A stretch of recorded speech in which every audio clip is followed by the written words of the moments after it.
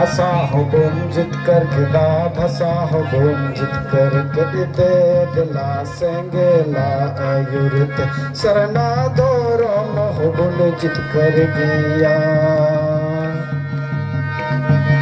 दे दिला सेंगेला आयुर्ते सरना दोरो मोह गुंजित कर गिया दे दिला सेंगेला ये लड़े है ये तो दिल दड़ी हम दड़ी ना अलड़ है ये तो अखिल दाड़ी साल खान मुर्मू रोड़ा कहा आया जीवी ओड़े तभी पार्लियामेंट रे गार जावा कना संताली भाषा 8 सीट चॉय लगित है इनके मेटिंग ᱧᱮᱞ ᱡᱚᱝ कहा नोआ कथा यहाँ पे ताला रे लइतिंग बढ़े कना कारण नागाम ठीक से बाई प्रचार प्रसार करता बना ना संताली परसी रे आडी कंट्रोवर्सी बु समाज ताला रे जिना आर ओना खातिर থেকে তিন ননা নাগাম কথা ই লই তিন বাই তো কনা লই থেকে লাগা प्रथमे সকলকে নমস্কাৰ ও জোহাৰ যাচিছো অসাকৈ আজি আদিবাসী চেঙ্গেল অভিযান অসম ৰাজ্যিক সমিতিৰ উদ্যোগত তথা তামুলপুৰ জিলা সমিতিৰ সহযোগত মাঞ্জি পাৰগানা মাণ্ডৱাৰ সহযোগত 21 আৰু 22 ডিসেম্বৰ 2 দিনীয়া কাৰ্যসূচী ইয়াত ৰাখা হৈছে। এই কাৰ্যসূচীৰ উদ্দেশ্যটো হৈছে যে 21 তাৰিখে মাঞ্জি পাৰগানা সন্মিলন আছিলে, আজি 22 তাৰিখ আমি আদিবাসী সাঁওতালসকলে সৰ্ব ভাৰততে আজিৰ দিনখন আমি আমাৰ ঐতিহাসিক দিন বুলি আমি পালন কৰোঁ। কাৰণ আজিৰ দিনতেই 30 জুন 1855 চনত সিধু মুৰ্মুৰ নেতৃত্বত এই ভাৰতবৰ্ষত বাহিৰৰ পৰা অহা ব্ৰিটিছ সকলৰ লগত সংগ্ৰাম কৰি 22 ডিসেম্বৰ 1855 চনত সাঁওতাল পাৰগানা টেনেন্সি এক্ট গঠন কৰিবলৈ ইংৰেজসকলে বাধ্য হৈছিল। লগতে আমাৰ এই সাঁওতালি ভাষা দীৰ্ঘদিনীয়া অষ্টম অনুসূচীত অন্তৰ্ভুক্ত হোৱা নাছিল, কিন্তু প্ৰাক্তন সাংসদ শ্ৰীযুত চালখান মুৰ্মু গংকেৰ নেতৃত্বত বৰ্তমান চেঙ্গেলৰ সভাপতি তেখেতৰ নেতৃত্বত যোৱা 2003 22 ডিসেম্বৰত আমাৰ সাঁওতালি ভাষাখন অষ্টম অনুসূচীত অন্তৰ্ভুক্ত হয়। এই উপলক্ষে আজি আমি ইয়াত বিজয় উৎসৱ বা বিজয় দিৱস হিচাপে আমি আদিবাসী চেঙ্গেল অভিযানৰ হয় অসম ৰিজ্যৰ ভিত্তিত আমি পাতিছো।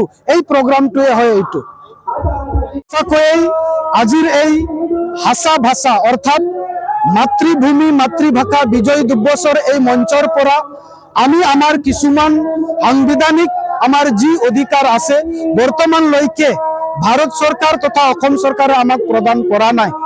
সেইটো হল আপোনালোকে জানে সৰ্ব ভাৰতবৰ্ষত আমি আদিবাসী সাঁওতালসকল জনজাতিকৰণৰ অন্তৰ্ভুক্ত হওঁ, কিন্তু অতিকে দুৰ্ভাগ্যজনক বিষয় যে ভাৰতবৰ্ষৰ সংবিধান একে হওয়া সত্ত্বেও আমাক কিন্তু ইয়াত জনজাতি প্ৰদান কৰা নাই।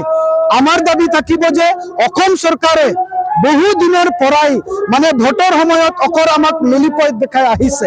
গতিকে আমি এই মঞ্চৰ পৰা অসম চৰকাৰক সকীয়াই দিব বিচাৰো বা আহ্বান কৰিব বিচাৰো যে এই নাটকটো আপুনি বহুত দিন আমাৰ লগত কৰিলে আৰু আমাৰ লগত এই নাটকখন নকৰিব। যদি এই নাটকটোৱে আগন্তুক দিনতো এনেকৈ কৰি থাকে তেতিয়াহ'লে আমি আদিবাসী চেঙ্গেল অভিযানৰ হৈ কিন্তু আমি চৰকাৰক ইয়াৰ প্ৰত্যুত্তৰ দিবলৈ বাধ্য হ'ম।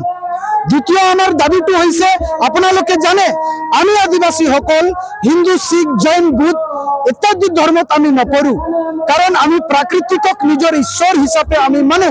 ইয়াৰ হিচাপে আমি বৃহত্ত আগৰ দিনৰ পৰাই আমাৰ দাবী আছিল যে যেনেকৈ অন্যান্য ধৰ্মক লোকপ্ৰিয় জনগণনাত তেওঁলোকৰ নিজস্ব ধৰ্মৰ লিখাৰ অধিকাৰটো দিয়া হৈছে, ঠিক তেনেকৈ আমাক অতি শীঘ্ৰে আৰ্টিকেল 25 অনুযায়ী লোকপ্ৰিয় জনগণনাত আমাৰ সাৰমা ধৰ্ম কোডটো অন্তৰ্ভুক্ত কৰক। কিন্তু এই ক্ষেত্ৰত কেন্দ্ৰ চৰকাৰৰ যি দৃষ্টি আমি চাবলৈ পাই আছো একোই মাত মাতা নাই।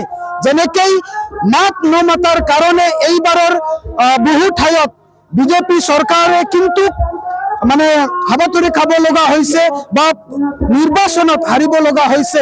আমি আশাবাদী যে ভাৰতবৰ্ষত কেন্দ্ৰ চৰকাৰে বহুখিনি আমাক প্ৰদান কৰিব পাৰে।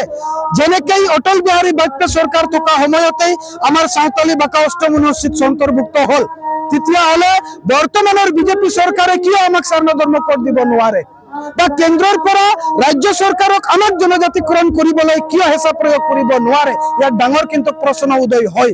গতিকে আমাৰ দাবী থাকিব যে আমাক অতি শীঘ্ৰে সাৰনা ধৰ্ম কোড মান্যতা প্ৰদান কৰিব লাগে, আমাৰ এছটি মৰ্যাদা আমাক অতি সোনকালে প্ৰদান কৰিব লাগে। লগতে আজি এই 22 ডিসেম্বৰ দিনখন যাতে অসম ভিত্তিত প্ৰত্যেক বছৰে 22 ডিসেম্বৰ চৰকাৰী বন্ধ হয়, এই দাবী আমি উত্থাপন কৰিছো। এইখিনি কৈ